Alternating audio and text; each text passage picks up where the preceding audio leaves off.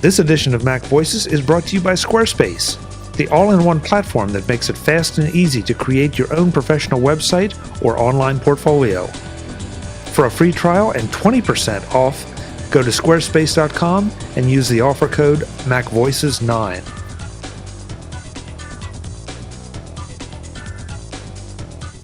Hi, I'm Chuck Joyner, and this is Mac Voices, the talk of the Mac community.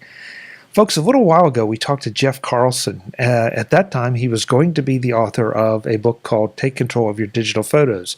That's changed a little bit now to Take Control of Your Digital Photos on a Mac. And I thought it would be interesting to before we caught him sort of in the middle of the process, and we'll talk about why we caught him in the middle. So I thought it'd be interesting to have him back now that he's finished the book, talk about the rest of the experience and how it all turned out. Jeff, it's great to have you back. Thanks for taking the time, a second time on one book. Oh, absolutely. So let's make clear, when we talked the first time, well, let me back up again. This book was written in a series of chapters published online for TidBITS subscribers. So we talked to you as you were actually writing the book, and it was in the process of being published online. That's correct. Now you finished it. Now it's done. You've changed the title, and my spies tell me that there were a couple changes in direction as you got toward the end. So I wanted to catch up with you and talk about what the reader feedback was, what you learned from this process, whether you would ever do it again. Mm-hmm. And that last one may be the place to start. Would you do another book this way? Yeah, actually, it worked out really well. So, the original idea was to write this book as a series of chapters that we would publish as each chapter was finished. And in that sense, I think it worked really well. A secondary goal was to help drive TidBITS membership. And so, if you were not a TidBITS member, you can read the first chapter, which kind of lays out like the whole plan for taking control of your digital photos. And then if you were a TidBITS member, then you could see each successive chapter as it was published. And so, one of the goals was, hey, this is going to be a good book. You can see what's coming and, become a member so that you can access this book plus the other TidBITS membership bonuses and features. And then this also, if Take Control decides to do another title in this way, serializing it, then a TidBITS member automatically gets that too. So, from that standpoint, it worked really well as a sort of publishing model because it allowed us to, drive new memberships, which was great. At least I didn't have any solid numbers, but everything that Adam and Tanya told me was that there was definitely an increase in membership, and that's sort of good for everybody. In terms of the process of working on it that way, it was nice. It was nice to sort of work on it sequentially and have really definite targets to hit. I think that sometimes books don't get written that way. Sometimes maybe you need to focus on a section later on that might cover things that are more solid. Like if you're writing about beta software or something like that, and then you have to go back and fill in some of the earlier parts on setting up the software, things like that. And so being able to tackle it sequentially and like that was nice because it was sort of like telling a story. And that's also kind of background inside baseball. Who really cares about how a book gets written? But in this case, it was nice because we got to publish a chapter and then start getting comments and feedback from readers, which turned out to be really valuable.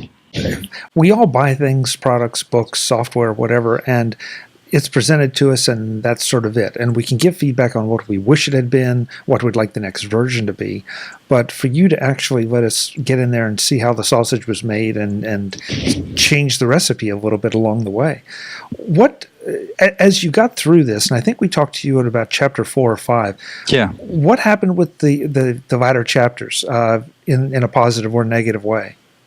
Actually, I'm trying to think if there was any negative. I don't think so. So the way we started was I wrote a fairly detailed outline that called for 8 chapters, and for the most part, a lot of the feedback came from people talking about specific things in a chapter.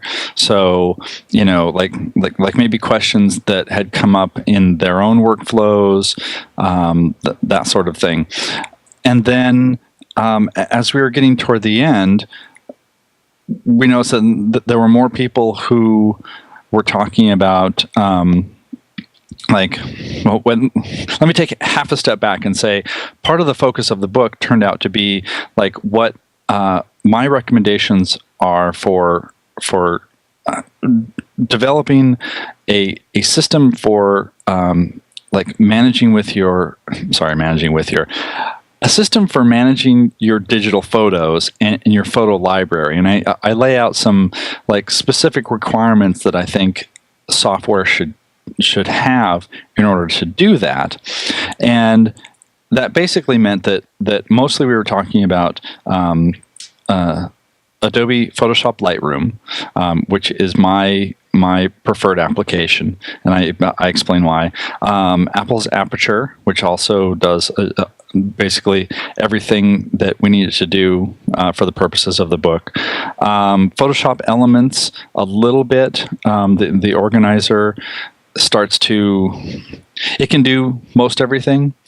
And then iPhoto. And we included iPhoto because, everybody has it. I don't know if everybody uses it, but a lot of people do use it. Even though iPhoto really falls down in a couple of respects, the reality was someone who's reading this book probably is either using iPhoto or maybe has a library that they built in iPhoto that they don't know what to do with. So with that said, a lot of the things that I was talking about are, how do you build smart albums and use those effectively in Lightroom, for example, for finding your images, and how do you apply tags and things like that.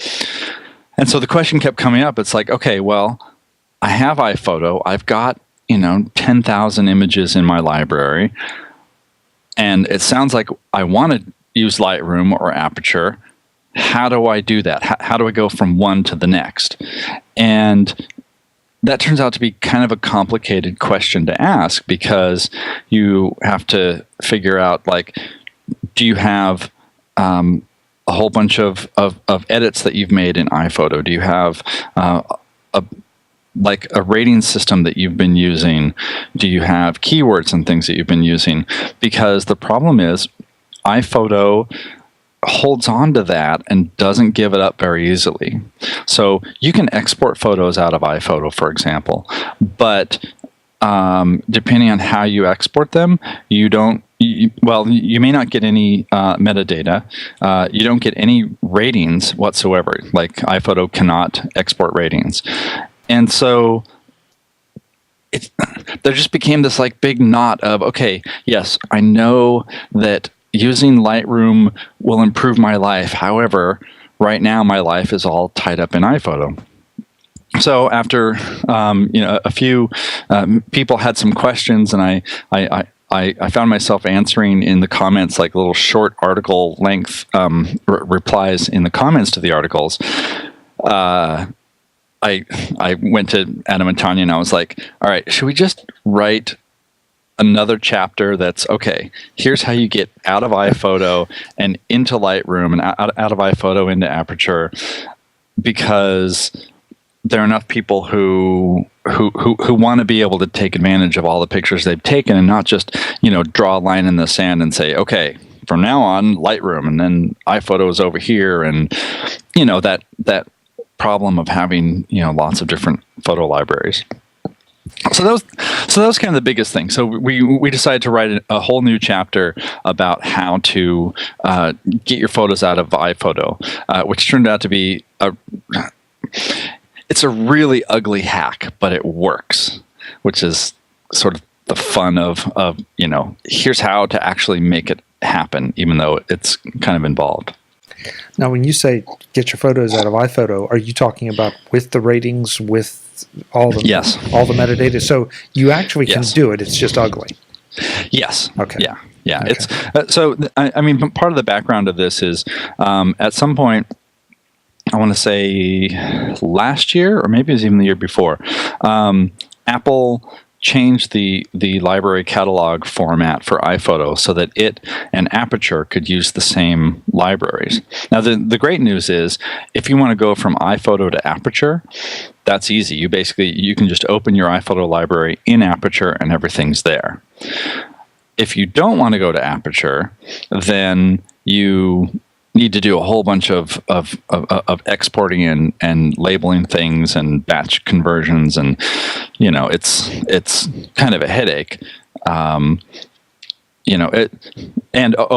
one thing that somebody pointed out, at one point you could download like a free trial version of Aperture, and so their suggestion was, well, why don't we download that, export everything then out of Aperture, but when Apple made Aperture available exclusively through the Mac App Store, there was no trial.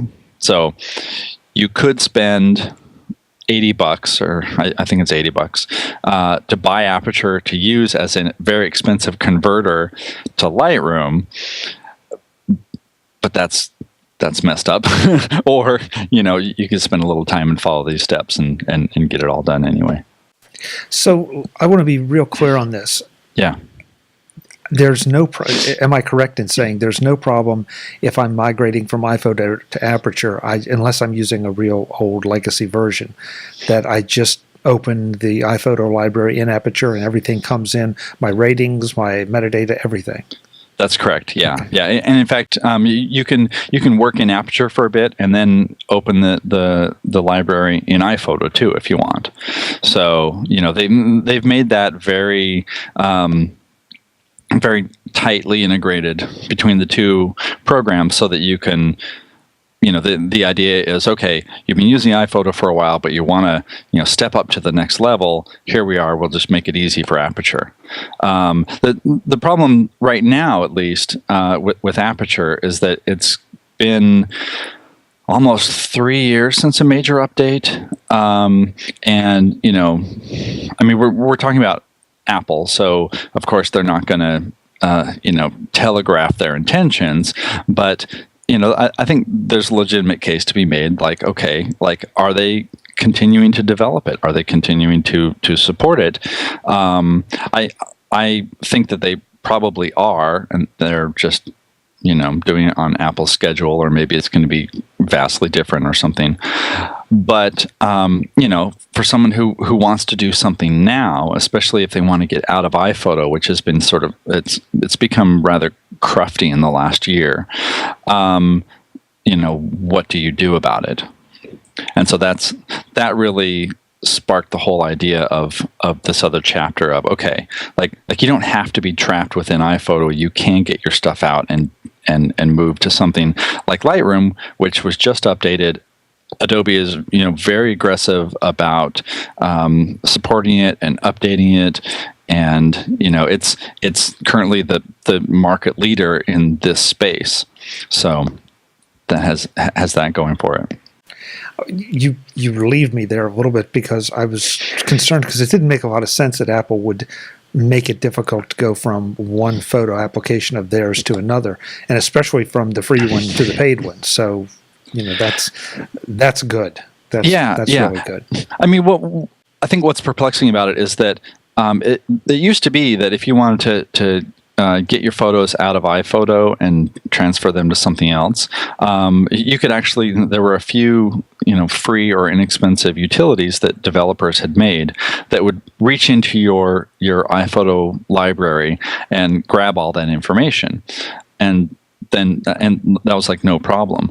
And whatever it was, when they changed the catalog structures, those hooks were removed or blocked, and so now developers can't go in and grab ratings, or and the export capabilities on iPhoto are just really bare bones.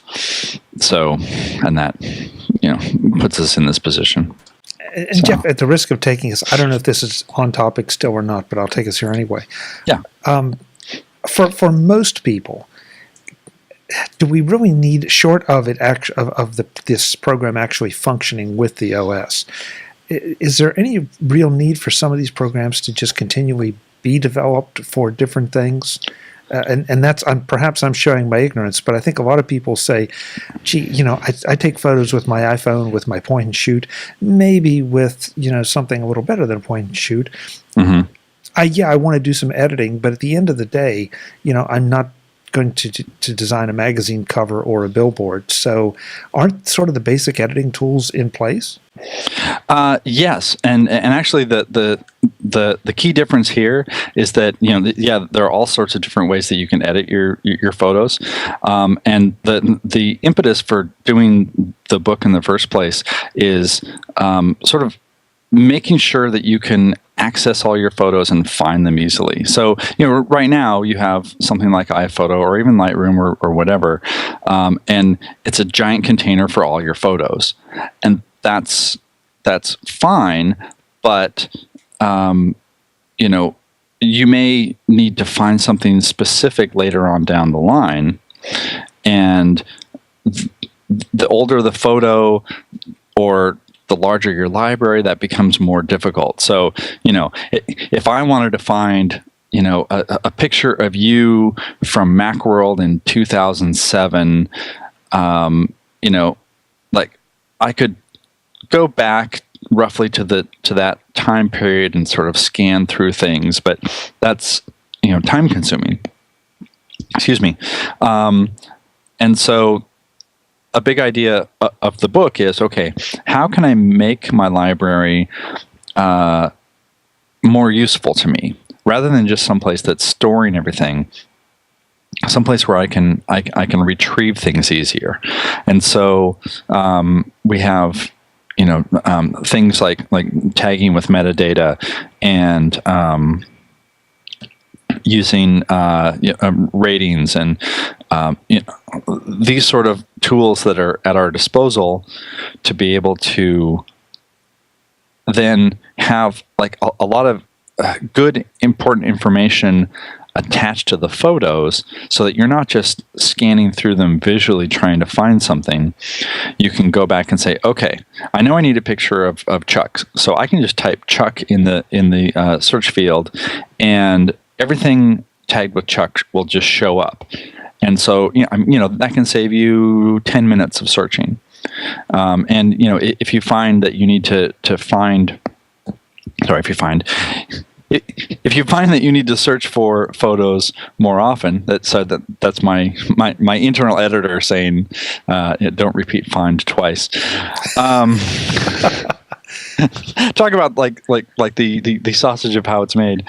You've been writing books too long, Jeff. I've been writing books, yeah, too long today. If you have a need to go and search through your photos, this becomes very valuable. And I think even if you're not a magazine publisher or a web publisher or anything like that, like you still want to be able to go and find information about your photos. And even going all the way back to the idea of what if you have a photo and you have no idea who's in the photo, you don't know where it is, that sort of information, sort of like taking a box of or an envelope of photos out of a cabinet, like real print photos. If you've ever gone through like your grandmother's photos, you have some information, but not a whole lot. And so typically, like you'll have a photo and you'll turn it over, and someone has written in pencil, like who's in the photo and where and the date, maybe. or that might not be there, and then you're just sort of looking at a photo, you have no context. And so being able to use software to provide that context, looking ahead 5, 10, 20 years for all these images, like that makes them more valuable. It makes it more fun when you're just looking through photos. That whole like mess of how do we manage and store and find and use all of this data and these capabilities to find photos, where photos for the most part are things that you just sort of look through and you have to find visually, which is labor intensive. I hope that all makes sense. I'm sort of like just like doing a brain spew of the whole photo category, because I know that a lot of people don't think about this a lot, and it certainly is not something that they will sit down and go, wow, like I just took some photos and I really need to tag them with my metadata. Like nobody thinks that. However, there comes a time when you need to find something, and then you're just lost. You're like, all right, I'm going to spend 3 hours scrolling through a bunch of thumbnails looking for the thing that I want. And, that's no fun. So, and having these photos digitally, I mean, let's take it another direction. Having these photos digitally is a huge asset. I recently have gone, well, for the past couple of years, really, but recently have been doing a lot of scanning of old family photos. Yeah. And, you're right, without the metadata, I mean, you and I know who we are, and, we're not going to forget each other since Macworld 2007. Yeah. But 2 or 3 generations back, I have photos of relatives I have no idea who they are. Mm-hmm. And, it's kind of a rare prize if I find one of those photos and somebody has handwritten on the back somewhere along the way even who they were, just so I know. Then I can start comparing and trying to find. But the opportunity to do this tagging that you're talking about, the metadata, within a reasonable period of time, and that may be a year, who knows when you want to sit down and do it, but at least you're able to do it and have it in some searchable form. Otherwise, the whole physical thing is just a real problem, and it shows you the benefits of scanning it, getting it into digital format. It's a lot of work, but then you can find things. Right, exactly. And the truth is, I mean, we are producing so many more photos now because it's digital, and a lot of them are crap. A lot of them are like you took 6 shots of the same thing, hoping one of them is in focus, and but that all contributes to the giant mass of your photos.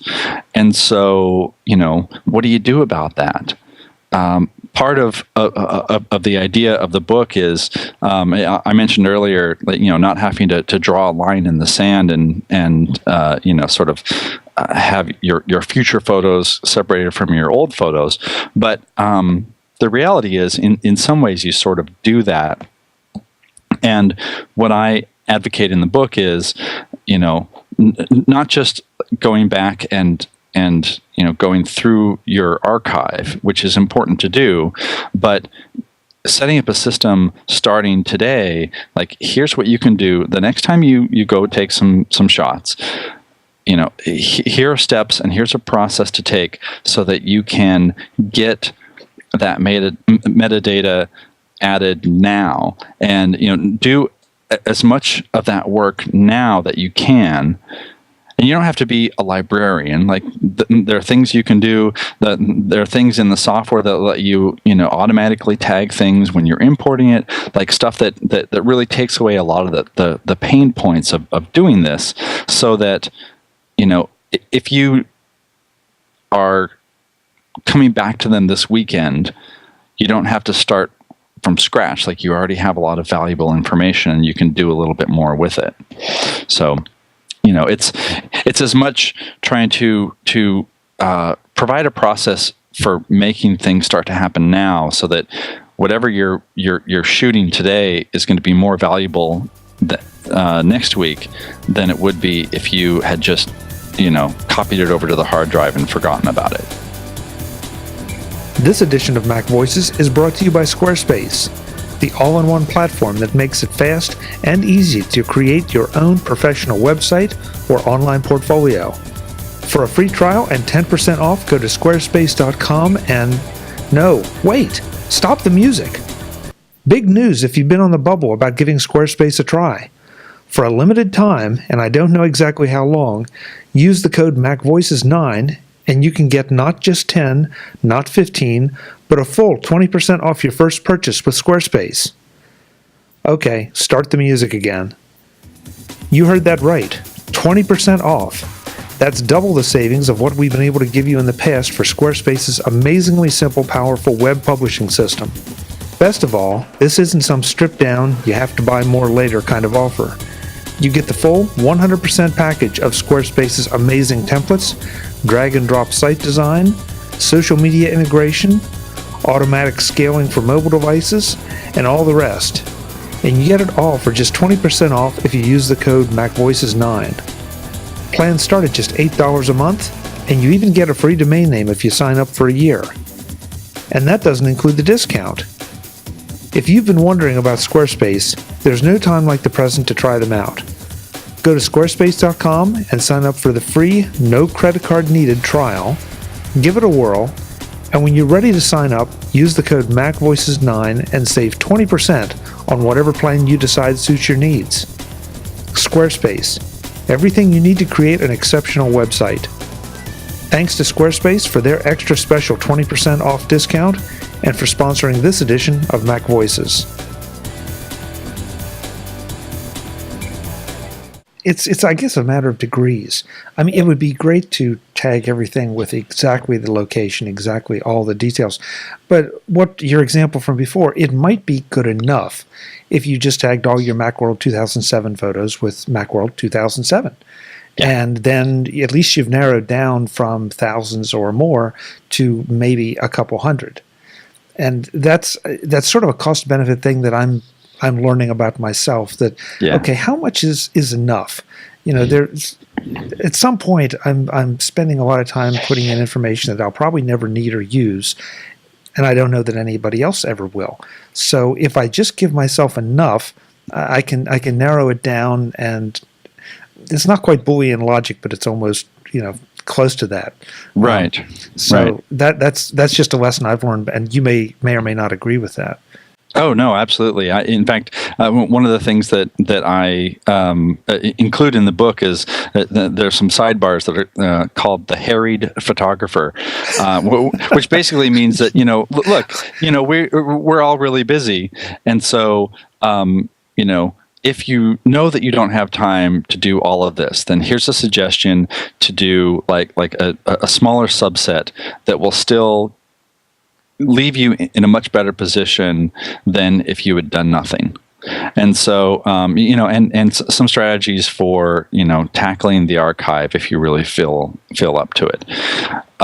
So that, like the ongoing problem with digital photos, and I think it also happens with digital video too, is you have this giant mass of material that you need to do something with, and too often you end up coming home, and if you don't have an easy way to tag it or sort it or rate it or whatever, it just becomes this like big task that needs to be done.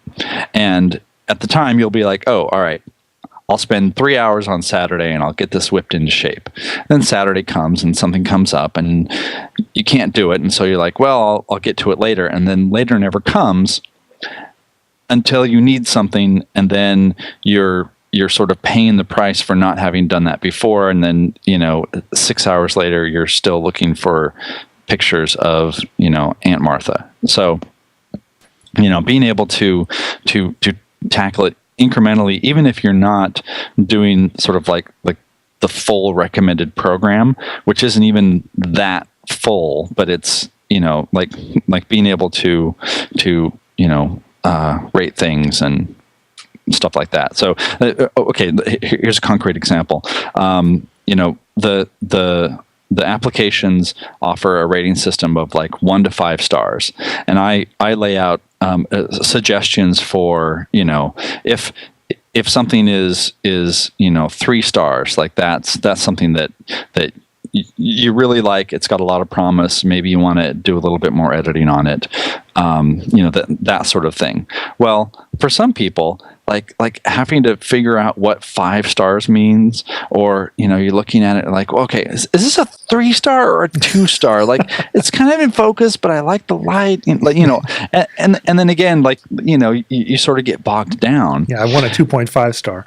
Yeah, exactly. And so if that is too much of a trouble, and and for some people it is, like having too many choices, no choices at all, then in that case it's like, okay, like just mark things that you like, like don't worry about the 5 or the 3 or the 4 stars, say this is acceptable, this is not, and then move on.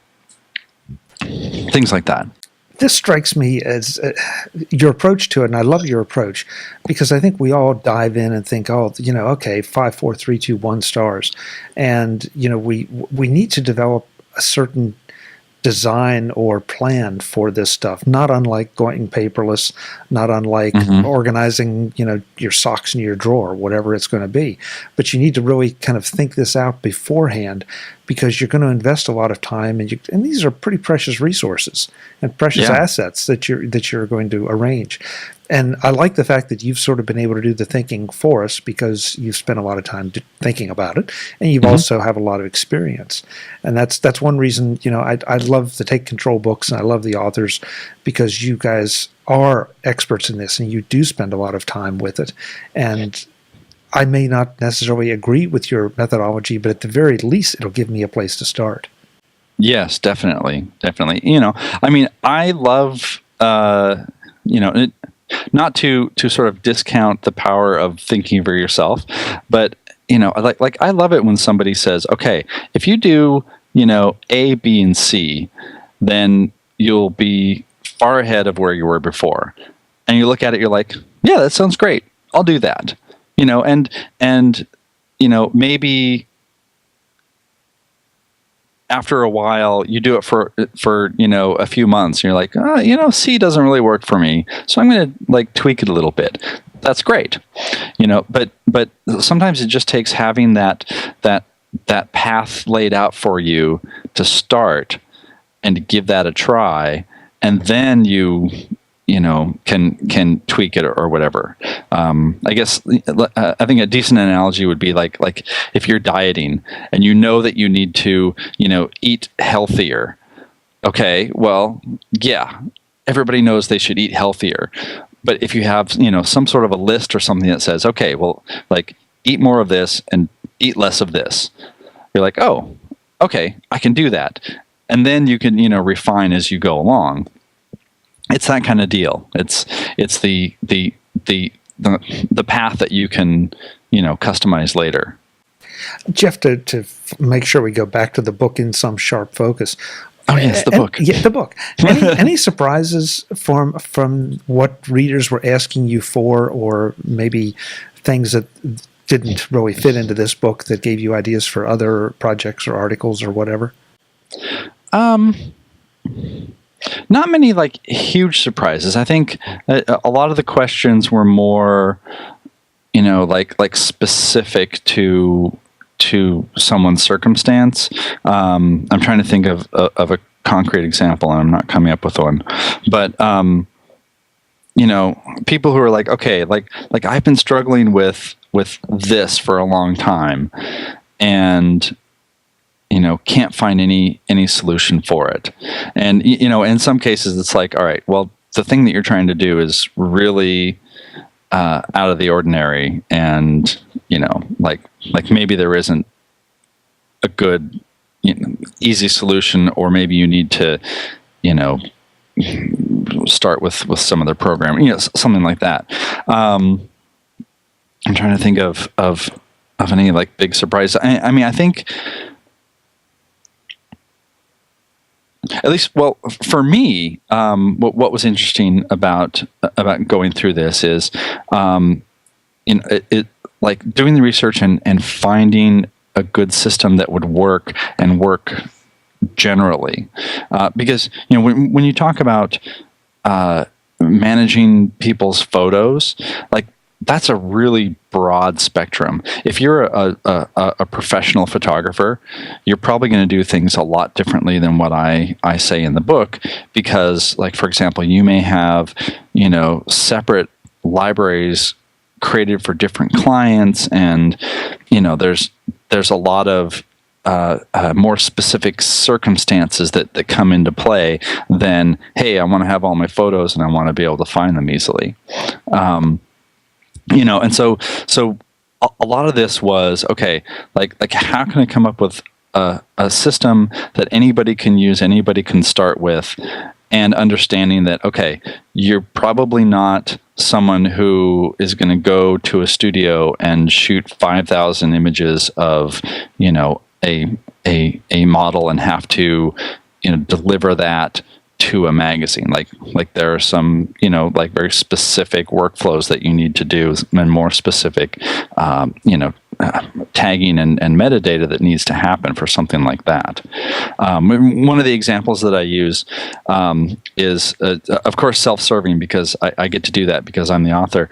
I went and I found a photo at Getty Images, I believe, of me and Tim Cook, because we hang out. Really? And no, not really. But so at last year's iPad Mini press event, I was there and ended up talking to Tim because he came out to do a kind of a photo shoot, and I was standing right there, and I don't know. He didn't pick me or anything. I just happened to be there, and so it was he started talking to me. He's like, "Look at how beautiful the iPad Mini is," and so but there's a photo of us together that I found on Getty, and so the reason for doing that was okay, this is a very specific. This is a news event. It was taken by a professional photographer.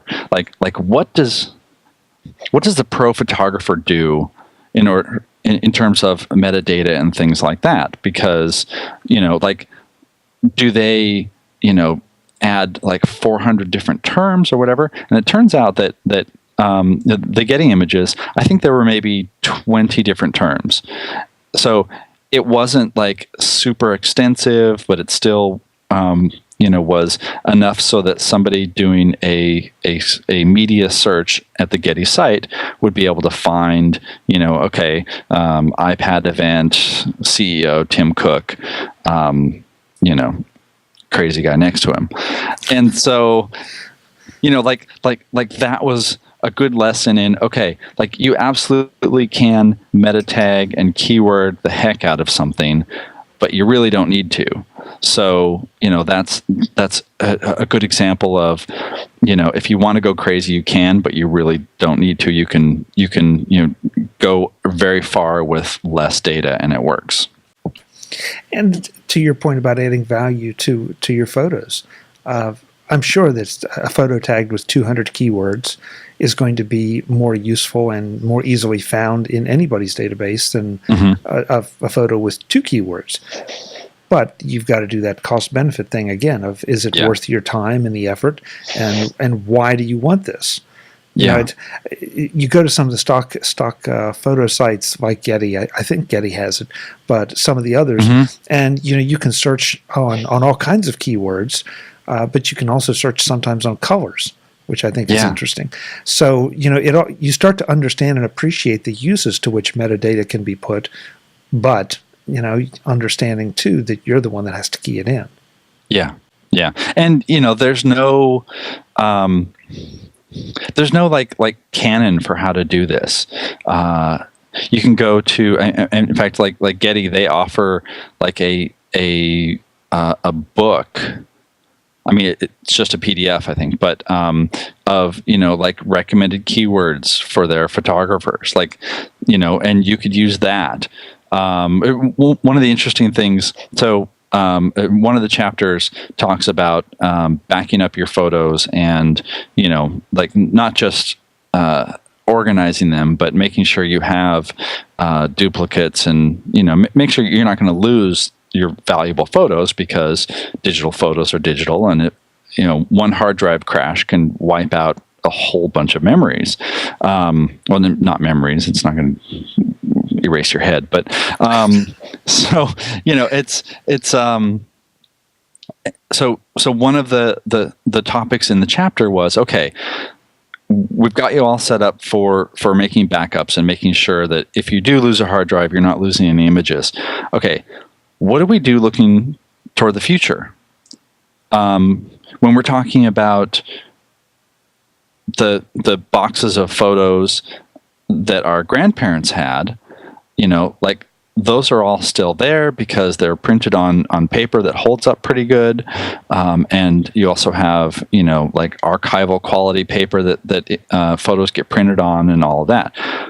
Well, what do we do in the digital age? You can't just go and print every one of your photos. You can, but that's very expensive and slightly insane.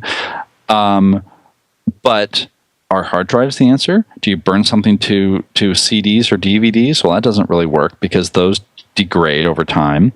And so, like I talk about, things to do to help ensure that, again, in 20 years, somebody can and that somebody is probably you, can access these photos and still be able to enjoy them.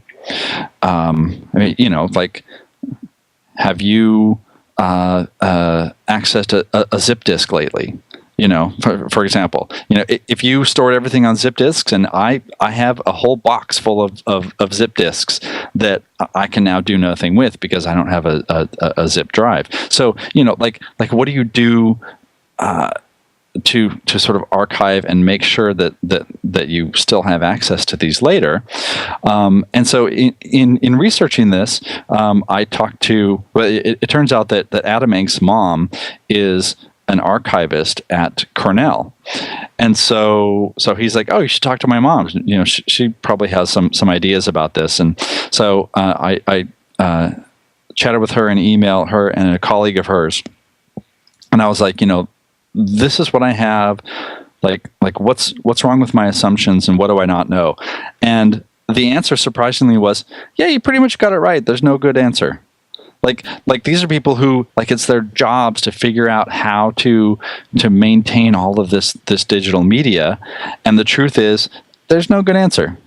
You keep putting it on hard drives and make sure you have enough duplicates, because the hard drives will fail too, and you have to spin up a hard drive every once in a while, otherwise it sticks and then dies. Like things like that. Like.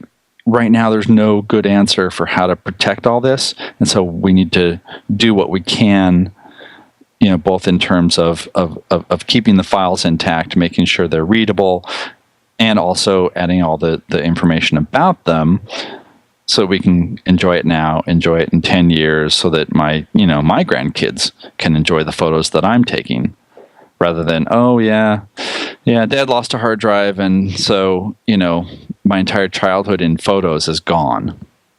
Stuff like that. And they'll blame you for it. I'm expecting all sorts of blame, but hopefully not for that. Oh, man.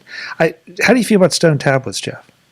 I think that stone tablets are great. However, Microsoft really hasn't capitalized on them yet.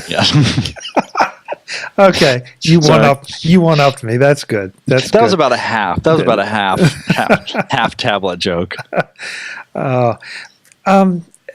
Jeff, about the book, is the book Yes. basically the same content? Well, exactly the same content as what was published for TidBITS members, or have you gone through, edited, enhanced it, anything like that? For the most part, it's all the same. There were some structural things we had to do. So, chapter 1 online turned into the introduction and the quick start section. So it's not as sort of article-y. It's more like, okay, like you want to do this, you go here. You want to do this, you go here.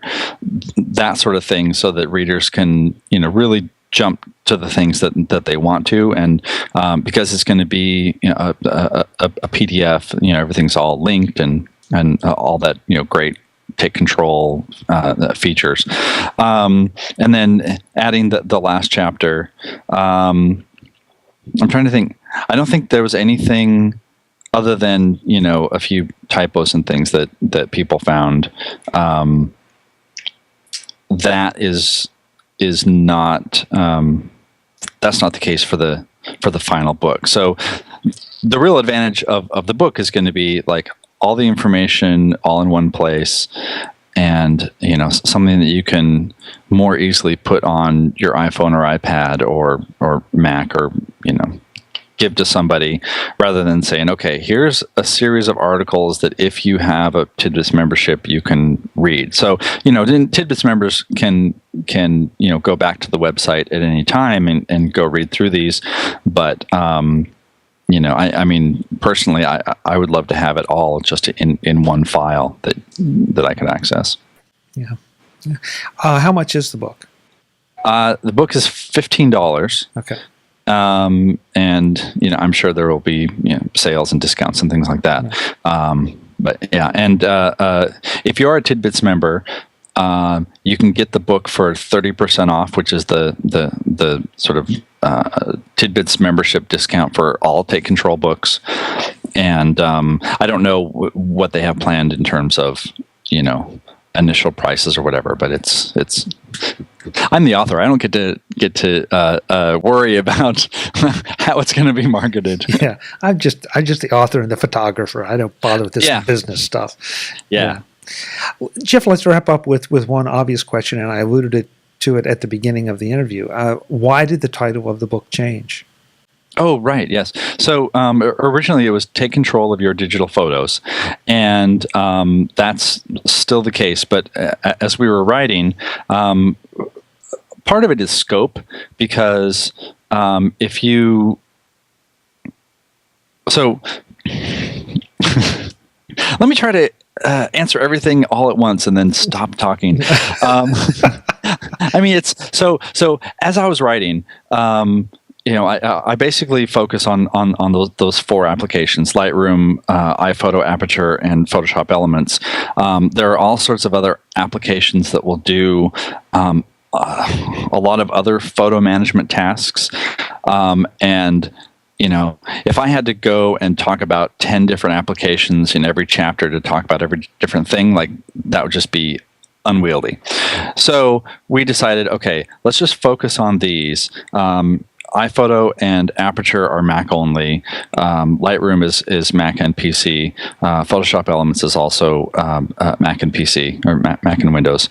And given that this was published on TidBITS, which is a predominantly Mac reading audience, that seemed like a reasonable limitation, so they wouldn't have to then go and evaluate a whole bunch of other Windows programs and things like that. So a lot of it is scale, a lot of it is scope, and so when literally this week, as Adam and Tanya were putting the last touches on the file, they're like, we should probably specify that it's for a Mac, because people come in to buy this, if they assume that it's also for Windows, and they realize that most of it is talking about Mac stuff, then we didn't want to present it as something that it wasn't. So now it's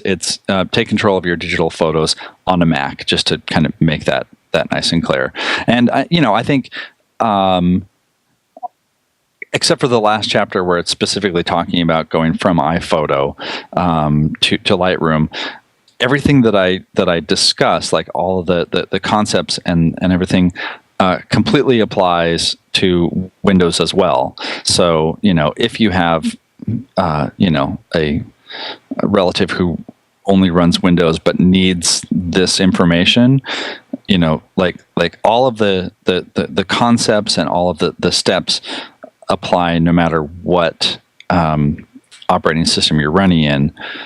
But we don't want to make someone think the wrong thing. So I mean, I guess it seems obvious, and of course, we all live in our own little worlds. And so, gee, why would I want to organize my photos on a Windows machine or, a Microsoft Surface, or whatever it is? So it just, I guess, for clarification purposes, so somebody can't come back and say, "Well, I thought you were going to do something different." So it's pretty obvious. Yeah, pretty obvious. If that were the case and someone said, hey, this doesn't work for me, I want my money back, like obviously that would be no problem. It's just, like we don't want to waste your time. We certainly don't want to waste our time, and just, making it just that much clearer up front makes things easier down the line. So agreed. Well, Jeff, thank you. Thank you for both interviews about this, because it's been interesting, I think, to watch the process, to hear that you did actually make adjustments in what was covered and even add some material to this. And clearly, this is something that, folks, if you don't think you need it, you just haven't paid attention yet, because if you're taking any kind of photos, they're stacking up. They're stacking up in your hard drive or in your camera or somewhere, and you really need to figure out a way to preserve them, be able to find things, because you wouldn't want to have the same problem that Jeff is having and lose a hard drive in your kids' childhoods. I mean, that just wouldn't work. Yeah.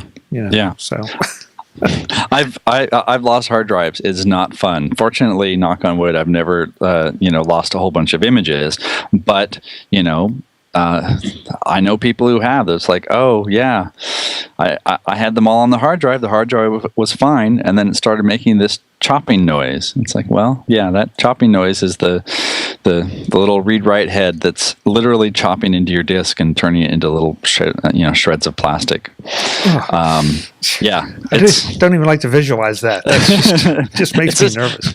It's a terrible, terrible thing, and it usually happens like late on a Friday. So exactly. Well, the book is Take Control of Digital Photos on Your Mac. The author is Mr. Jeff Carlson. Jeff, thank you. We'll talk again soon, I hope.